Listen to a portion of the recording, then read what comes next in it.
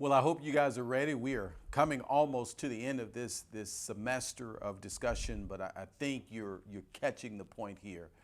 I want to take the next few lessons that we have left and talk about how to prepare you for the success that you've been aiming towards. Now, as you examine what you want out of this life and the goals that you have set forth, it is my belief there's going to be compensation coming your way. And so what I want to talk about in this episode is 10 ways to think like a winner, because you've got to prepare yourself for the mindset of prosperity. You've got to prepare yourself for the mindset of prosperity.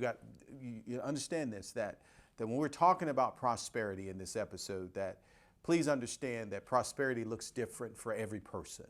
But the prosperity that has your name written on it, I want you to get your mind prepared for it. Are you really, really ready for every goal that you wrote down?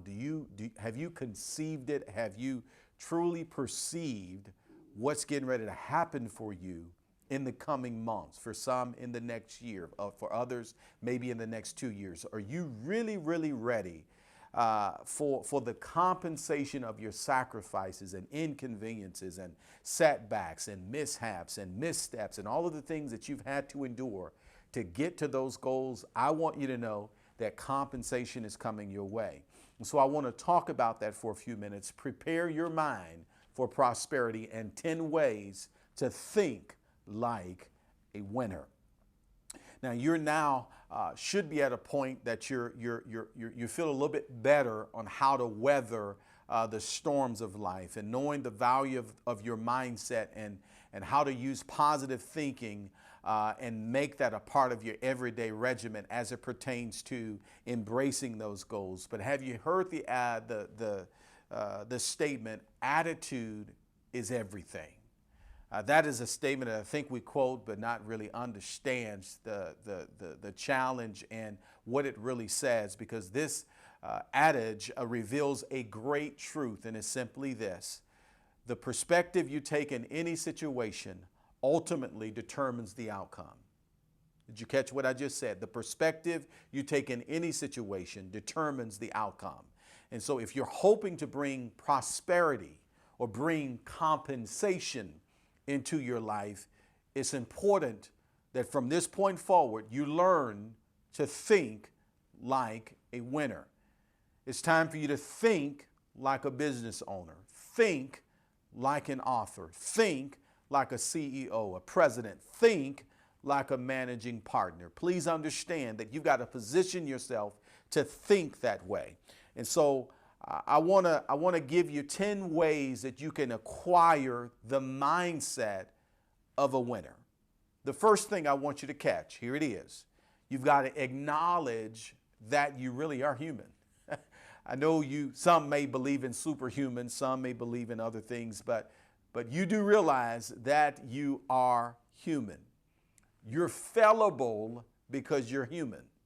Did you hear that? You're fallible because you're human. Rather than seeking for perfection with your goals, strive to attain the abundance that presents itself to you.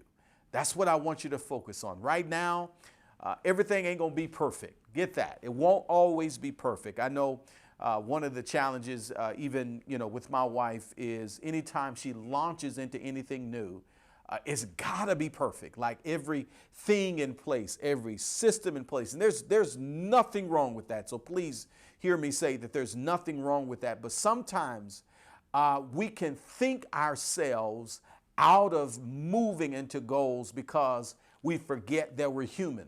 And certain things will just come naturally. And so I want you to understand that you're human. Instead of aiming for perfection, I want you to just strive for abundance. I want you to learn to get the best out of every life situation, because this is what will prepare you to think like a winner. Number two, know what you want. When I was growing up, I would hear folk who were older than me say, what is it that you want out of this life? Know what you want and be specific about what you're trying to accomplish. I know we keep kind of hammering hard on that thought, but the success brain knows what it wants out of life and is very specific about what you're trying to accomplish. For example, if you're running a marathon, this is key. Perhaps the goal should be to complete the race and just not finish in last place. Maybe that should be the goal is I'm going to complete the race, but I'm not going to finish in last place. So I want you to know what you want, and I want you to be specific about what you're trying to accomplish. Number two, now, or three rather. Now I wrote this down, and I'm going to bring or add a little context to this. I'm going to say this, but then I'm going to turn around and restate what I just said. Aim high, but maybe not too high. Now, I know that's crazy because this is a success brain course, and I'm talking to you about how you can think yourself into greatness and all of that. But I think sometimes we get ourselves in trouble when we put ourselves at such a high goal that it almost becomes difficult to achieve, and we then don't learn how to celebrate those milestones and markers. And so what I've learned to do, even in business, is I'm aiming high. And I'm not suggesting that you shouldn't aim high, but I also want you to set realistic goals that are accomplishable. Now, it's unrealistic to say you can finish a master's degree in 1 year. That's an unrealistic goal. It's a high goal, but it's too high because it's unrealistic, because your life setup and the way it's arranged won't even make that possible. So I want you to aim high, but be realistic in what you're shooting for and what you're aiming at, so that you can then appreciate when you see some successes occur in your life, okay? Number four, refuse to set yourself up for failure. Some of us are set up for failure. Setting unrealistic, high expectations is strategically not the best plan. I want you to give yourself a chance at winning. And so when we're thinking about setting these goals, and if we're talking about the 10 ways to think like a winner, then I want to challenge you to really arrange your life to refuse to set yourself up for failure. I want to challenge you to say, in every situation, I'm going to be number one. In every situation, I'm going to be number one. I want you to position yourself to do that. A lot of people make steps towards goals and dreams and all of that, and the minute they can't reach the goal, they settle in disappointment, and they stop investing, and they stop trying. And it could be that the goal they had, instead of pushing themselves to reach a long-term goal, they should have positioning themselves to reach a short-term goal. And so the goal for the master's degree, since we use that as an example, is this year I'm going to prepare myself for funding, and I'm going to start my first class towards my master's degree. The long-term goal is I'm going to finish my master's. Instead of 4 years, maybe I'll do it in 3.5 years. But you're giving yourself a realistic approach as it pertains to reaching that goal. I had a crazy goal this year in one of the areas of business, of the business that I'm in. I had a goal that I wanted to reach $300,000 in a 3 or 4 month time frame of business.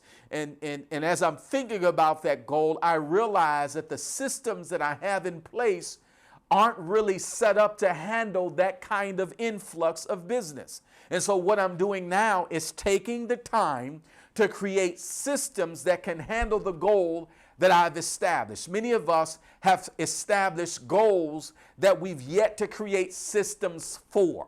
And so I want to challenge you to refuse to set yourself up for failure. Had I gotten, and I'm not suggesting that I won't get there, and I'll get as close to it as I can.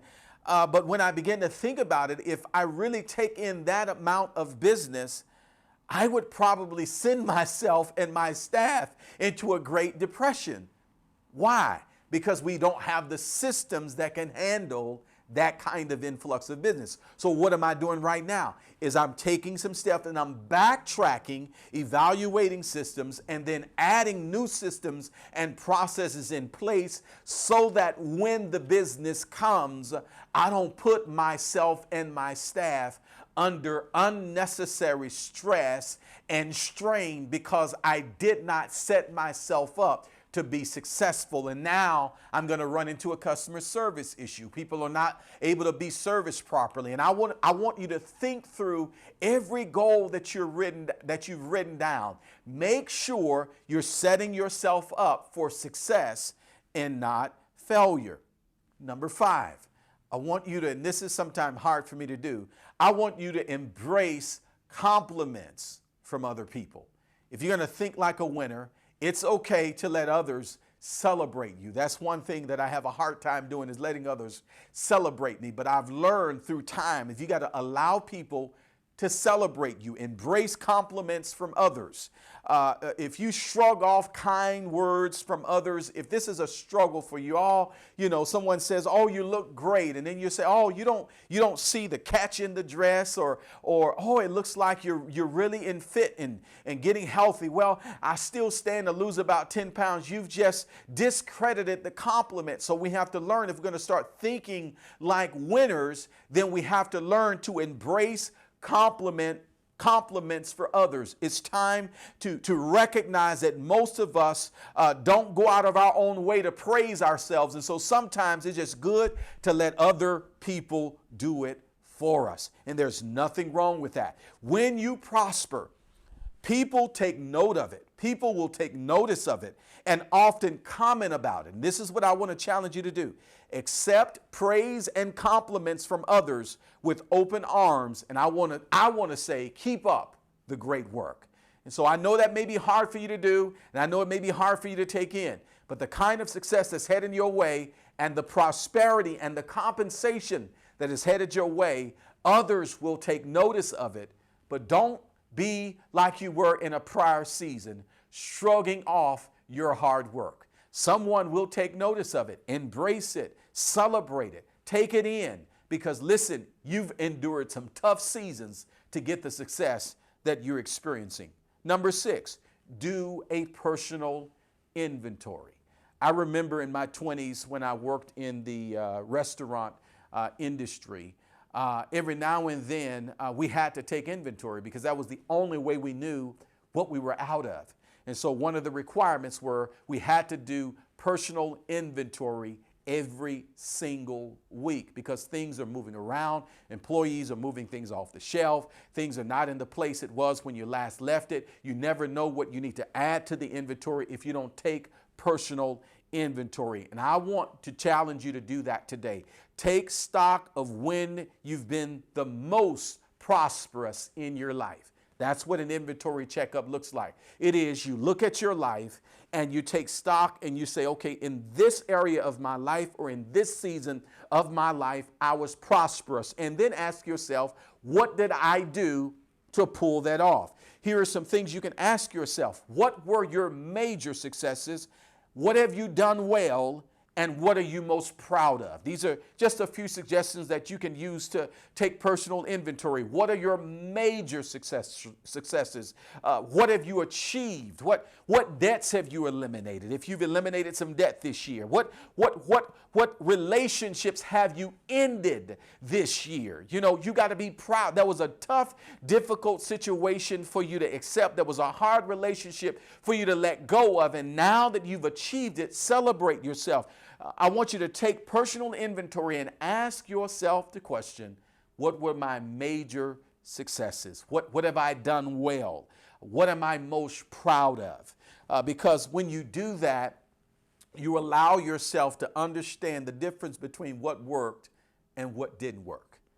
Number 7, remind yourself of your positive character traits. Listen, there's a whole lot to you that you have yet to give credit to. I want you to remind yourself of how powerful, how gifted, how anointed, how talented, how called, how skilled, how faithful you are. You may not be where you want to be, but you're not where you used to be. The fact that you made this investment to start this class is a huge step for you. And I know that. This is why you got to remind yourself about how great you really are. You've got some positive traits about you. If everybody around you is reminding you of your bad habits and your negative things that you've done in the past, I'm here to tell you it's time to dismiss the crowd and get a new circle of friendships, because I want you to have people around you, once again, who inspires you. But here's the thing you got to do. When nobody else is in that room, when nobody else is in that office, when nobody is there in the late night hours as you're taking the test and writing that paper and going through the required courses to finish that former degree, nobody else is there. The only person that's there is you. What are you saying to you to get you through to the next phase of life? And I want to challenge you. Remind yourself of positive character traits. Spend some time making the connection between who you are and the abundance that you've already received in your life. Have you looked at your hand here lately? Have you looked at your life here lately?